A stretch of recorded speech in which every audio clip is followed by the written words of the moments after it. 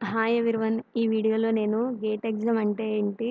Gate exam ఎవరు రాయాలి? Gate ఎగ్జామ్‌కి ఎలా ప్రిపేర్ అవ్వాలో క్లియర్‌గా ఎక్స్‌ప్లెయిన్ చేస్తున్నా. ఫస్టు గేట్ ఎగ్జామ్ ఎందుకో తెలుసుకుందాం. ఈ గేట్ ఎగ్జామ్ అనేది మనకి ఆల్ ఇండియా వైడ్ ఎగ్జామ్. ఇది దేనికంటే హైయర్ ఎడ్యుకేషన్ గ్రాడ్యుయేషన్ తర్వాత నెక్స్ట్ హైయర్ స్టడీస్ చేయాలంటే ఈ గేట్ ఎగ్జామ్ అనేది ఎంట్రన్స్ టెస్ట్. ఇది ఎవరు కండక్ట్ చేస్తారంటే ఐఐటీస్, ఐఐఎస్సి, బెంగుళూరు జాయింట్‌గా కండక్ట్ చేసే ఎగ్జామ్ అనమాట. ఇది మనకి మాస్టర్స్ అంటే ఎంటెక్, ఎంఈ చేయడానికి కానీ, పీహెచ్‌డీ అడ్మిషన్‌కి కానీ ఎంట్రన్స్ టెస్ట్ కింద యూజ్ అవుతుందనమాట. సో, అదే కాకుండా మనం హైయర్ స్టడీస్ చేయడానికే కాకుండా మనం గవర్నమెంట్ జాబ్స్ పీఎస్యూస్‌లో జాబ్ తెచ్చుకోవడానికి కూడా ఈ గేట్ ఎగ్జామ్ అనేది యూజ్ అవుతుంది. కాకపోతే ఈ పీఎస్యూస్‌లో జాబ్ తెచ్చుకోవాలంటే గేట్‌లో టాప్ ర్యాంక్ వచ్చుండాలి. 100 లోపు అనేది ఖచ్చితంగా రావాలి. పీఎస్యూస్ అంటే government corporations. BSNL, ONGC, BARC, DRDO ఇలా చాలా పీఎస్యూస్ ఉంటాయి. వాళ్ళు ఎంప్లాయీస్‌ని రిక్రూట్ చేసుకోవడానికి గేట్ స్కోర్ ద్వారా కూడా తీసుకుంటారనమాట. ఇప్పుడు ఈ గేట్ ఎగ్జామ్ అనేది ఆల్ ఇండియా వైడ్ అని చెప్తున్నా. ఈ ఈ గేట్ ఎగ్జామ్ అనేది స్టేట్ ఆల్ ఇండియా వైడ్. కానీ మనకి స్టేట్ లెవెల్ ఎగ్జామ్స్ కూడా జరుగుతాయి. మాస్టర్స్‌లో జాయిన్ అవ్వడానికి. అంటే ఏ మన ఏపీలో తీసుకున్నట్టయితే పీజీ సెట్టు, తెలంగాణలో అయితే టీఎస్‌పీజీ సెట్టు అలా స్టేట్ లెవెల్ ఎగ్జామ్స్ జరుగుతాయి. కానీ ఆ ఎగ్జామ్స్ ఏంటంటే మనం ఆ స్టేట్‌లోనే మాస్టర్స్ చదవడానికి. కానీ గేట్ ఎగ్జామ్ ఏంటంటే ఆల్ ఇండియా వైడ్ మన స్కోర్‌ని బేస్ చేసుకుండి మనం ఏ కాలేజ్‌కైతే ఎలిజిబులో దానికి మనం అప్లై చేసుకుంటే మన స్కోర్‌కు తగ్గ కాలేజీలో మనకి ఎంటెక్ చేయడానికి సీట్ అనేది వస్తుందనమాట.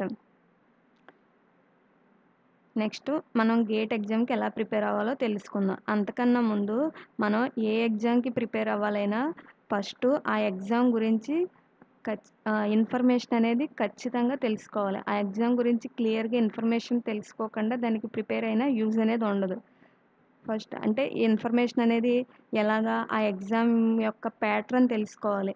ఆ ఎగ్జామ్‌లో ఎన్ని క్వెషన్స్ ఉంటాయి, పేపర్ ఎన్ని మార్క్స్‌కి ఉంటుంది, అలా డిఫరెంట్ డిఫరెంట్ క్రైటీరియాని మనం తెలుసుకొని అప్పుడు మన ప్రిపరేషన్ అనేది స్టార్ట్ చేయాలి. ఎప్పుడు ఈ గేట్ ఎగ్జామ్ అనేది ప్రెజెంట్ లాస్ట్ ఇయర్ నుంచి బీటెక్ థర్డ్ ఇయర్ స్టూడెంట్స్ కూడా అప్లై చేసుకుండే పాసిబిలిటీ అనేది ప్రొవైడ్ చేశారు. ఇంతకుముందు ఓన్లీ ఫైనల్ ఇయర్ స్టూడెంట్స్ లేకపోతే గ్రాడ్యుయేషన్ కంప్లీట్ అయిన స్టూడెంట్స్ మాత్రమే అప్లై చేసుకోవాలి. లాస్ట్ ఇయర్ నుంచి థర్డ్ ఇయర్ స్టూడెంట్స్ కూడా అప్లై చేసుకునే పాసిబిలిటీ అనేది ప్రొవైడ్ చేశారు. సో, మనం బీటెక్ థర్డ్ ఇయర్‌లో ఉన్నా అప్లై చేసుకోవచ్చు. ఫైనల్ ఇయర్‌లో ఉన్నా అప్లై చేసుకోవచ్చు. ఫైనల్ ఇయర్ కంప్లీట్ అయినా అప్లై చేసుకోవచ్చు.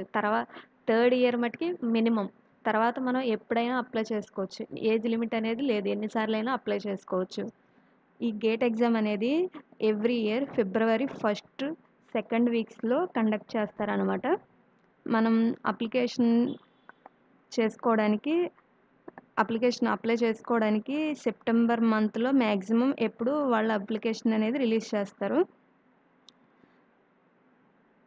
మనం ఇన్ఫర్మేషన్ అనేది తెలుసుకోవాలి కదా! ఈ ఫస్ట్ ఎగ్జామ్ ప్రిపేర్ అవ్వాలంటే ఈ గేట్ ఎగ్జామ్ యొక్క ప్రిపరేషన్‌కి ఇన్ఫర్మేషన్ ఇది ఖచ్చితంగా తెలియాలి. గేట్ ఎగ్జామ్ ఎన్ని మార్క్స్‌కో తెలియాలి. గేట్ ఎగ్జామ్ అనేది 100 మార్క్స్‌కి. గేట్ ఎగ్జామ్‌లో టోటల్ 65 క్వెషన్స్ ఉంటాయి. 65 క్వెషన్స్ 100 మార్క్స్. అంటే ఒక్కొక్క క్వెషన్ 1 మార్క్ అయితే 65 మార్క్సే ఉంటాయి. కానీ ఇక్కడ 65 క్వెషన్స్‌కి 100 మార్క్స్ ఉన్నాయంటే దాని మీనింగ్ ఏంటంటే కొన్ని క్వెషన్స్ 2 మార్క్స్ అని. సో, ఎంత టైం అంటే మనకిచ్చేది 3 అవర్స్ అనమాట గేట్ ఎగ్జామ్‌కి. అందులో ఎన్ని సెక్షన్స్ ఉంటాయి గేట్ ఎగ్జామ్‌లో? 3 సెక్షన్స్ ఉంటాయి. మాక్సిమం కొన్ని బ్రాంచెస్‌కి తప్ప రిమైనింగ్ అన్ని బ్రాంచెస్‌కి 3 సెక్షన్సే. ఏమేంటంటే general aptitude, engineering mathematics, core subjects 3 సెక్షన్‌లుంటాయి. ఈ 3 సెక్షన్‌లో నేను కొన్ని బ్రాంచెస్ మెన్షన్ చేశాను కదా! ఎక్సెప్ట్ ఏఆర్, సీవై, ఈవై అవి బ్రాంచ్ కోడ్స్. గేట్ ఎగ్జామ్ అనేది టోటల్ మొత్తం 29 బ్రాంచెస్‌లో జరుగుతుంది. ఇవి ఒక్కొక్క బ్రాంచ్‌కి ఒక్కొక్క కోడ్ ఇస్తారనమాట. సీఎస్ఈ అంటే సీఎస్ దాని కోడ్. ఈసీఈ అంటే ఈసీ. ట్రిపుల్ ఈకి దాని కోడ్ ఈఈ, సివిల్ ఇంజనీరింగ్కి సిఈ, అలాగా ఒక్కొక్క బ్రాంచ్కి ఒక్కొక్క కోడ్ ఇస్తారు. ఇక్కడ నేను మెన్షన్ చేశాను కదా, ఆ బ్రాంచ్ కోడ్స్ ఆ బ్రాంచ్ స్పెసిఫిక్ వాళ్ళకి మాత్రం 3 సెక్షన్స్ ఉండవు, వాళ్ళకి 2 సెక్షన్సే ఉంటాయి. General aptitude, core subject section. Mathematics అనేది రిమైనింగ్ బ్రాంచెస్కి ఉండదు.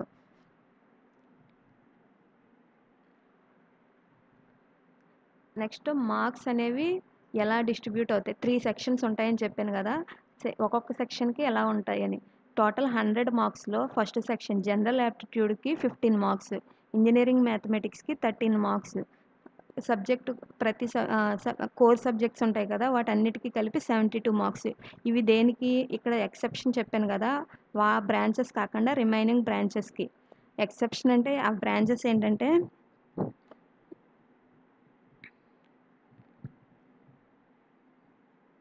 Architecture and planning and chemistry, ecology and evolution, geology, mathematics.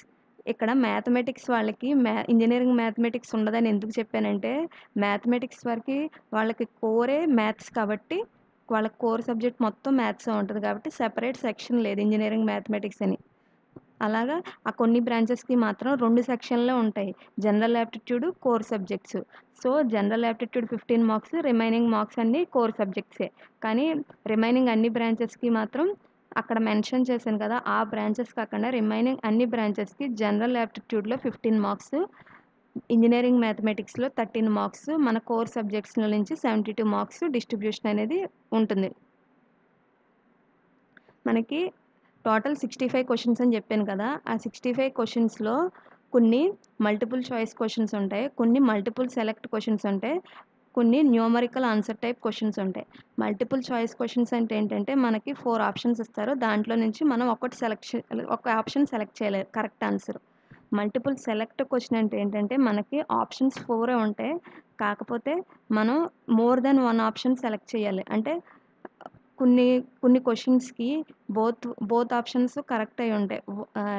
ఇంతకుముందు ఇది ఎలా ఉండేదంటే, both 1 and 2, both 1 and 3, all అలా ఉండేది. కానీ ఇప్పుడు దాన్నే మల్టిపుల్ సెక్షన్ కింద సెపరేట్ చేశారు. మల్టిపుల్ సెక్షన్ అంటే ఏంటంటే, మనకి ఒక క్వశ్చన్కి మోర్ దెన్ 1 ఆప్షన్ అనేది కరెక్ట్ అవుతుంది.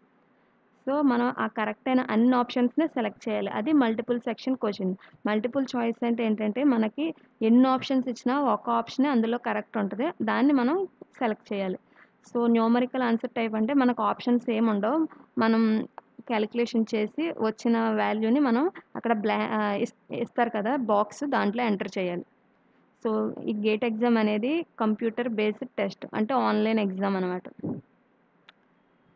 సో మార్క్స్ అనేవి 65 క్వశ్చన్స్ ఉంటాయి కదా, ఒక్కొక్క క్వశ్చన్కి ఎన్ని మార్క్స్ ఉంటే మనం ఖచ్చితంగా చెప్పలేం, కానీ అందులో కొన్ని 1 మార్క్ క్వశ్చన్స్ ఉంటాయి, కొన్ని 2 మార్క్స్ క్వశ్చన్స్ ఉంటాయి.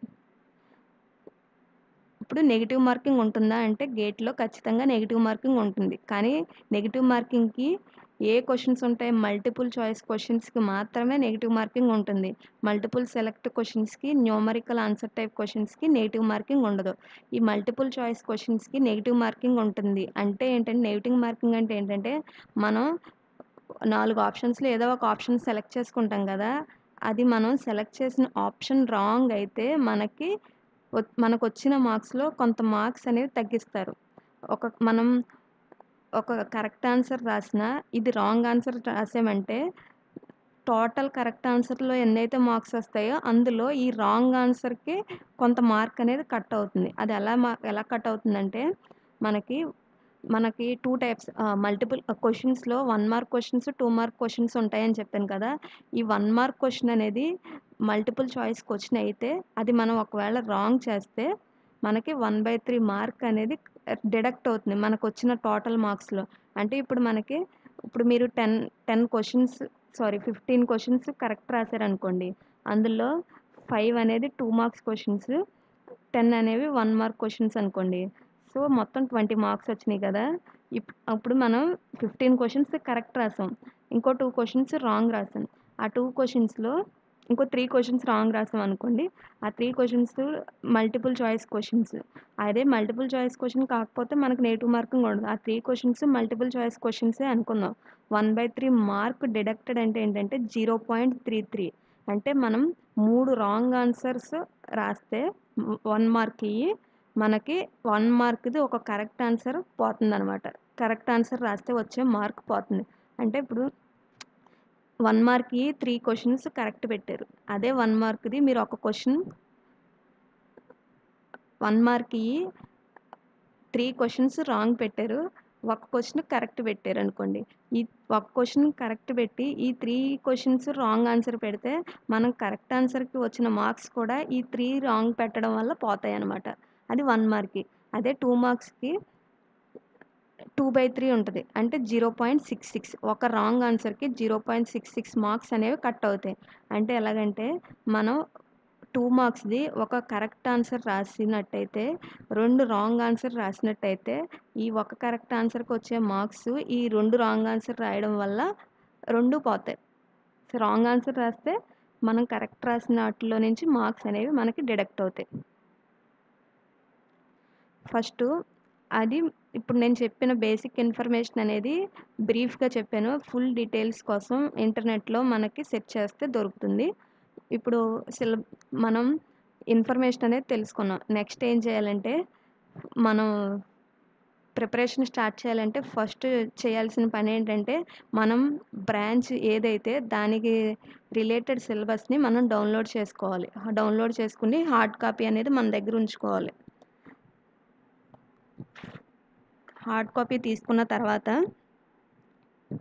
ఫస్టు అందులో ఎన్ని సబ్జెక్ట్స్ ఉన్నాయి, ఒక్కొక్క సబ్జెక్ట్‌లో ఏమేం కాన్సెప్ట్స్ ఉన్నాయి, ఒక్కొక్క కాన్సెప్ట్‌కి ఎన్ని మార్క్స్ ఉంటాయి, ప్రీవియస్ ఇయర్ పేపర్స్‌లో నుంచి మనం దాన్ని అనలైజ్ చేయాలి.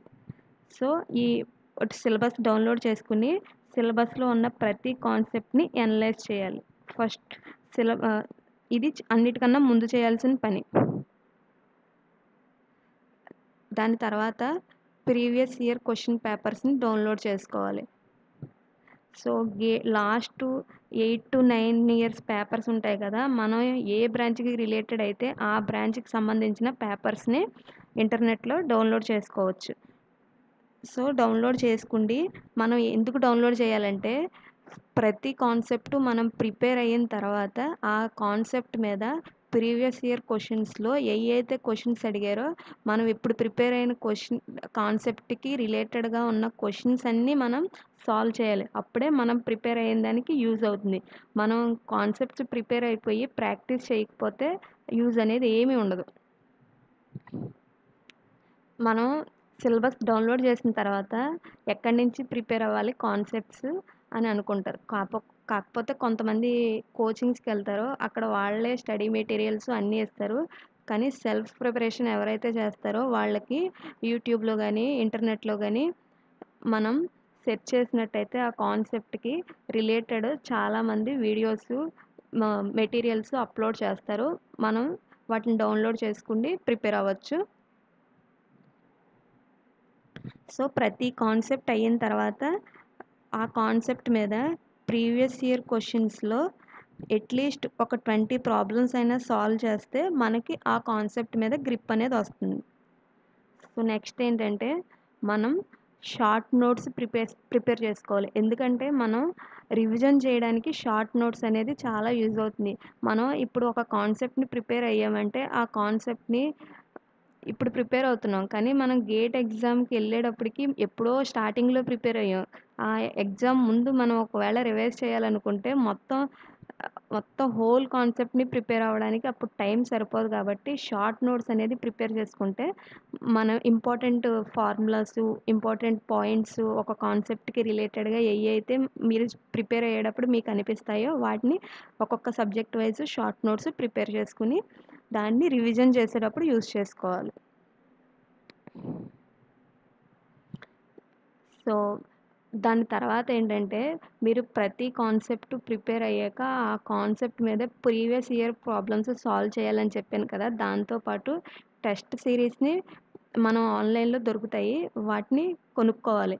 టెస్ట్ సిరీస్ ఏంటంటే, మనకి చాలా ఇన్‌స్టిట్యూట్స్ ఉంటాయి కదా! మన రియల్ వరల్డ్‌లో గేట్ కోచింగ్ ఇచ్చే ఇన్‌స్టిట్యూట్స్ చాలా ఉంటాయి. ఫిజికల్ కోచింగ్ ఇచ్చేవి గానీ, ఆన్‌లైన్ కోచింగ్ ఇచ్చేవి కానీ, వాళ్ళు మనకు ఈ గేట్ సిలబస్‌ని అనలైజ్ చేసి, ఒక్కొక్క కాన్సెప్ట్‌కి, ఒక్కొక్క సబ్జెక్ట్‌కి క్వెషన్స్ అనేవి ఎగ్జామ్ రూపంలో పెట్టి దాన్ని టెస్ట్ సిరీస్ కింద రిలీజ్ చేస్తారు. వాటిని మనం కొనుక్కుండి, మనం ప్రిపేర్ అయిన సబ్జెక్ట్ వైస్, కాన్సెప్ట్ వైస్ మనం ఇక్కడ టెస్ట్‌లనేవి రాసుకోవచ్చు. ఒక టెస్ట్ సిరీస్‌లో మనకి చాలా టెస్ట్‌లుంటాయి. ఎలా సబ్జెక్ట్ వైస్ టెస్ట్‌లుంటాయి, కాన్సెప్ట్ వైస్ టెస్ట్‌లుంటాయి. మనం ఏదైతే కాన్సెప్ట్ ప్రిపేర్ అవుతున్నామో, ఆ కాన్సెప్ట్ అయ్యాక ప్రీవియస్ ఇయర్ క్వెషన్స్ సాల్వ్ చేసి ఆ టెస్ట్ సిరీస్‌లో ఆ కాన్సెప్ట్ యొక్క టెస్ట్‌లని రాయాలి.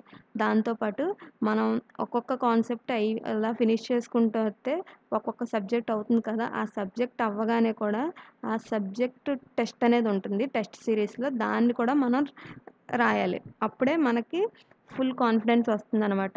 ఇప్పుడు అలా రాసిన తర్వాత మనం టెస్ట్ సిరీస్‌లో గానీ, ప్రీవియస్ ఇయర్ క్వెషన్స్‌లో గానీ మనం ఒకవేళ చేయలేకపోతే సొల్యూషన్స్ కూడా ఆల్రెడీ అవైలబుల్‌గా ఉంటాయి. దాన్ని ఒకవేళ మనం చేస్తే మనకి కాన్సెప్ట్ మీద కమాండ్ ఉన్నట్టే. ఒకవేళ మనం చేయలేకపోతున్నామంటే ఎందుకు చేయలేకపోతున్నామంటే మనకి కాన్సెప్ట్ అనేది అర్థం కాకపోయినా, లేకపోతే మనం బిగినర్స్ అయినా, అంటే ఏమీ ఎక్స్‌పీరియన్స్ లేకపోయినా ఆ కాన్సెప్ట్ మీద మనం ఇనీషియల్‌గా ప్రాబ్లమ్స్ అనేవి సాల్వ్ చేయలేం. అలా చేస్తా ఉండంగా మనకి అలవాటవుతుందనమాట.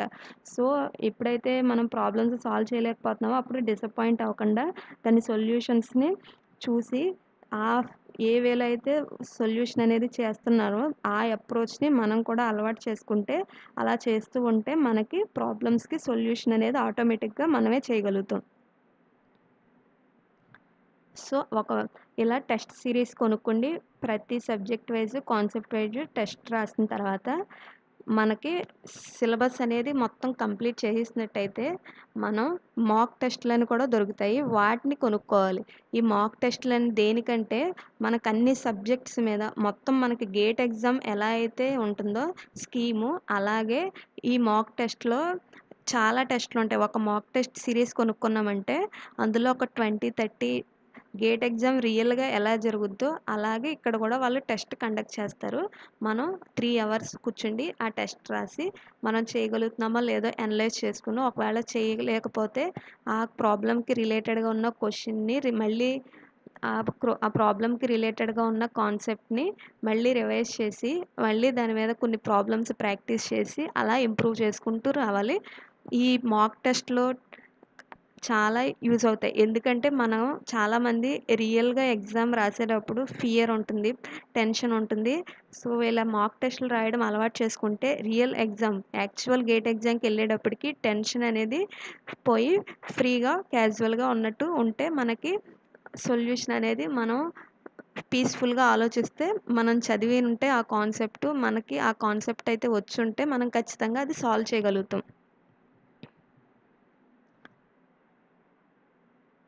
సో, దానికన్నా ముందు ఏం చెప్తున్నానంటే, ఇప్పుడు ఈ గేట్ ఎగ్జామ్ అనేది ఐఐటీస్‌కి, ఎన్ఐటీస్‌కి, ట్రిపుల్ ఐటీస్‌కి, ఐఐఎస్‌సికి ఎంట్రన్స్‌కి అని చెప్తున్నాను కదా! ఈ ఎగ్జామ్ అనేది మనకి స్టేట్ లెవెల్ ఎగ్జామ్స్‌లో ఖచ్చితంగా గేట్‌లో క్వాలిఫై అయితే ఏ స్టేట్‌కి సంబంధించిన వాళ్ళు ఆ స్టేట్‌లో ఖచ్చితంగా జాయిన్ అవ్వచ్చు. కానీ మనకి ఐఐటీస్‌లోను, ఎన్ఐటీస్‌లోను, ఐఐఎస్‌సిలోను గేట్ ద్వారా ఎంట్రన్స్ రా ఆహ్, ఎ గేట్ ద్వారా అడ్మిషన్ రావాలి అంటే మనకి టాప్ ఐఐటీస్‌లోను, ఐఐఎస్‌సిలోను మనకి అడ్మిషన్ రావాలంటే మనకి గేట్‌లో ఐఐఎస్సిలో గానీ, టాప్ ఐఐటి బాంబే గానీ, దాంట్లో అడ్మిషన్ రావాలంటే మనకి గేట్ ఎగ్జామ్‌లో 100 మార్క్స్‌కి మినిమమ్ 80 మార్క్స్ అనేది వస్తేనే మనకి ఆ ఇన్‌స్టిట్యూట్‌లో మనకి సీట్ అనేది వస్తుంది. నెక్స్ట్ మనకి ఓల్డర్ ఐఐటీసు అండ్ ఎన్ఐటీసు అలా డిఫరెంట్ కేటగిరీస్ ఉంటాయి కదా! ఎన్ఐటీస్‌లో కూడా టాప్ ఎన్ఐటీసు అండ్ మీడియము అండ్ లో లెవెల్ ఎన్ఐటీస్ ఉంటాయి కదా! మనకి ఆ ఇన్‌స్టిట్యూట్ రిప్యుటేషన్ బట్టి మనకి గేట్ స్కోర్ అనేది ఆ ఇన్‌స్టిట్యూట్ రిప్యుటేషన్ మీద డిపెండ్ అయ్యి ఉంటుంది. అదే ఇప్పుడు ఐఐఎస్‌సి కానీ, ఐఐటీ బాంబే కానీ మినిమమ్ 80 మార్క్స్ వచ్చుండాలి. అంటే గేట్‌లో బిలో 50 ర్యాంక్ వస్తేనే మనకి ఆ ఇన్‌స్టిట్యూట్‌లో సీట్ అనేది వస్తుంది. అదే ఐఐటీ రిమైనింగ్ ఐఐటీస్ ఉంటాయి కదా! IIT Gandhinagar, IIT Kharagpur, IIT Hyderabad ఇలా డిఫరెంట్ ఐఐటీస్ ఉంటాయి కదా! వాటిల్లో సీట్ రావాలంటే మినిమమ్ 70+ మార్క్స్ అనేది వచ్చుండాలి. సో, ఎన్ఐటీస్‌లో మనకి సీట్ రావాలంటే మినిమమ్ 60 మార్క్స్ అనేది ఖచ్చితంగా వచ్చుండాలి.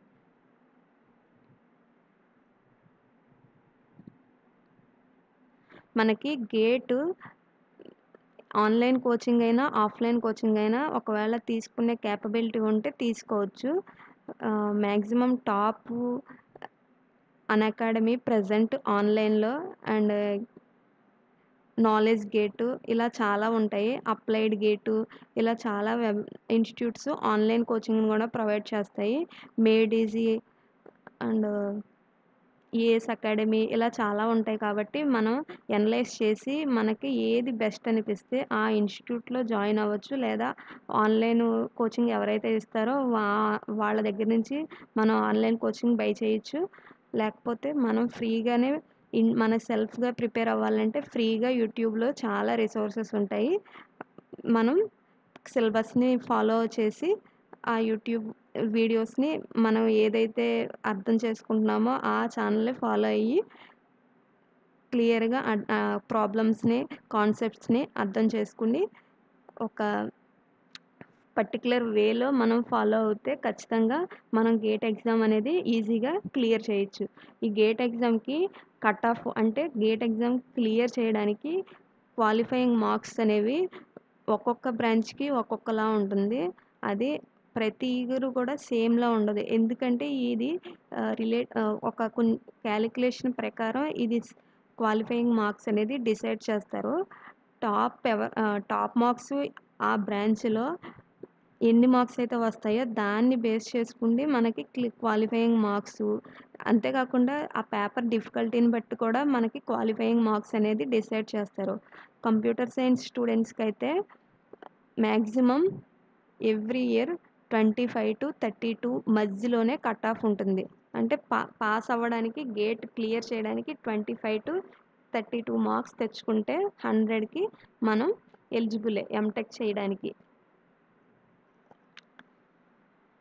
డిఫరెంట్ బ్రాంచెస్‌కి డిఫరెంట్ మార్క్స్ అనేవి ఉంటాయి. Qualifying marks. మీరు ఏ బ్రాంచ్‌కి రిలేటెడ్ అయితే దాని బ్రాంచ్ యొక్క క్వాలిఫైయింగ్ మార్క్స్ ప్రీవియస్ ఇయర్స్ అని గూగుల్‌లో సెర్చ్ చేసినట్టయితే మనకు దొరుకుతుంది. ఇంకా చాలా ఇన్ఫర్మేషన్ మనం తెలుసుకోవచ్చు గూగుల్ ద్వారా. సో, మనకి ఇంకా చాలా క్వెషన్స్ ఉంటాయి. రోజుకి ఎన్ని గంటలు ప్రిపేర్ అవ్వాలి? ఏ టైంలో ప్రిపేర్ అవ్వాలి? అలాగా. ఇప్పుడు ఎన్ని గంటలు ప్రిపేర్ అవ్వాలనేది మనం ఉన్న ఇయర్‌ని బట్టి అంటే మనం కొంతమంది గేట్ ఫస్ట్ ఇయర్‌లోనే స్టార్ట్ చేసేస్తారు. కొంతమంది సెకండ్ ఇయర్‌లో స్టార్ట్ చేస్తారు. కొంతమంది థర్డ్ ఇయర్‌లో స్టార్ట్ చేస్తారు. కొంతమంది ఫైనల్ ఇయర్‌లో స్టార్ట్ చేస్తారు. కొంతమంది ఫైనల్ ఇయర్ అయిపోయాక గ్యాప్ తీసుకుండి ప్రిపేర్ అవుతారు. సో, ఒకవేళ మీరు ఫస్ట్ ఇయర్‌లోనే గేట్ ఎగ్జామ్ ప్రిపరేషన్ స్టార్ట్ చేసినట్టయితే డైలీ ఒక 2-3 అవర్స్ మనం స్పెండ్ చేస్తే సరిపోతుంది. సో, మనం ఫస్ట్ ఇయర్‌లోనే గేట్ ఎగ్జామ్‌కి ప్రిపేర్ అవుతున్నామంటే కానీ మనకు ఫస్ట్ ఇయర్‌లో గేట్‌కి రిలేటెడ్ అయిన అన్ని సబ్జెక్ట్స్ మనం కవర్ చేయలేము. మనకి ఫస్ట్ ఇయర్‌లో మ్యాక్సిమం మ్యాథమెటిక్స్ ఉంటుంది. కంప్యూటర్ సైన్స్ స్టూడెంట్స్‌కైతే ప్రోగ్రామింగ్ ఉంటుంది. సో, ఆ 2 మనం సెమిస్టర్స్‌కి ఎలా ప్రిపేర్ అవుతామో దాంతో పాటు గేట్ లెవెల్‌కి ప్రిపేర్ అవ్వాలి. డైలీ 2-3 అవర్స్ ఎక్స్‌ట్రా స్పెండ్ చేసి గేట్ ఎగ్జామ్ పాయింట్ ఆఫ్ వ్యూలో మనం ఆ కాన్సెప్ట్స్‌ని నేర్చుకోవాలి. సో, ఇప్పుడు నేను గేట్ సీఎస్‌కి కోర్ సబ్జెక్ట్స్ ఏముంటాయో లిస్టు ఇక్కడ ప్రొవైడ్ చేస్తున్నా. Programming and data structures, algorithms, compiler design, digital logic, operating system, database management system, computer networks, theory of computation and computer organisation and architecture. ఇందులో programming and data engineering mathematics నేను ఇక్కడ ఎందుకు mention చేయలేదంటే అది అన్ని బ్రాంచెస్‌కి maximum కామన్‌గా ఉంటుంది కాబట్టి.